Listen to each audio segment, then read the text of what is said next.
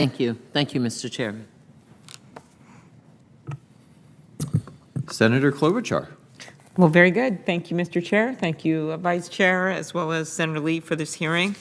I'm going to start with the exciting world of appliances, or as I call it, building a fridge to the next century. Okay, okay, so one example of this is that we have a co-op. We have a lot of electric co-ops in our state, the highest number per capita of any state. Interesting, electric co-ops. And it's a different scale of development, of course, of energy innovation. But one called the Steel West Sika Co-op developed a program where customers who purchased a solar panel would receive a free water heater with a demand control switch. And they showed me all these people purchased solar panels, not for their farms, actually. They were outside of right outside of the co-op. But then they got this water heater. Mr. Matusiak, Dr. Stokes, can you comment on ways to speed up the deployment of cleaner appliances, not just water heaters, anything? Senator Hoeven and I actually ended up doing a bill on this, but that's another story, so go ahead. Well, Senator Klobuchar, thank you so much for the question. It's an honor to have the conversation with you. If you ever look at your water heater in your house, you might see that yellow sticker that tells you how much the yearly energy costs are. And just to give you a window into maybe that sticker and what it could say, a conventional gas water heater has a yearly energy cost of $293, high efficiency gas $271, a modern heat pump electric water heater $104. There's a reason why the co-op in your state is giving heat pump water heaters out with the solar panels. It is because once you start electrifying one thing in the house, it becomes easier to electrify other things in the house, and the savings stack on top of one another. And so for us, what is really critical is that we get started. Every single day in Minnesota and across the country, water heaters are failing, furnaces are failing, people are changing out stovetops. Appliances have useful lives, then they come up and they need to be swapped out. And homeowners are not actually experts when it comes to water heaters and furnaces. I have yet to meet a single American or anybody that I've talked to who has said, I can't wait for that new model water heater to come out next year because I'm absolutely upgrading. That's not how it works. And so therefore, what needs to happen is that the front end cost of these machines need to be at the same level as the ones that they would otherwise have a choice to buy. If they are, the savings will be apparent, the benefits will be apparent, and our firm belief is that American families will vote with their wallets and bring the climate benefits along with them.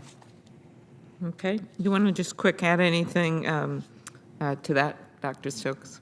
Sure. I would just like to elevate the work of Vice Chairman Heinrich with his Zero Emissions Home Act, which may be slightly renamed, that is working on rebates for Americans so that it is more affordable to get these appliances. Exactly. Yeah, that's what we really need in the Build Back Better plan.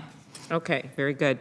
Mr. Baird, one of the things we also have found challenging is nonprofits and making sure that a lot of them are in older buildings and then they've got limited resources that they want to give for whatever their work is, or the churches or the synagogues, mosques. And another bill we did actually did something with that to make it easier for nonprofits, and it was included. It's in the bipartisan infrastructure bill. Talk about how we can make that easier and why that's a good idea. And then I have one last quick question for you, Dr. Dorado. So if you could keep it to 30 seconds, Mr. Baird. Thank you, Senator Klobuchar. I'll give you an example of a church in Westchester, New York. We reduced their greenhouse gas emissions by 70%, 7-0, which was great for all the millennials and Gen Zers to encourage them to attend services because their church was addressing the climate crisis, which is important to our generation. But we also saved them $25,000 a year, which they were able to reinvest in raises for Sunday school teachers and other items. Using the rebates that Dr. Stokes spoke about are very important to helping all Americans access the benefits of clean energy technology. Okay, you did it in 30 seconds. That was impressive. Mr. Dorado, you talked about in your testimony, diversifying carbon-free energy sources, streamlining permitting. We've got about $75 million in the bipartisan infrastructure bill for states to establish their own permitting programs and giving federal agencies the direction to evaluate and look at permitting timelines. I'm especially obsessed with this with the pandemic and how things got disrupted and then trying to get things done and approved. I think, if anything, it's gotten worse. Can you, over the last 2 years, can you speak to the importance of streamlining and investing in efficient permitting? Yes, Senator. I think it's critical, and I think, in particular, it creates a lot of value.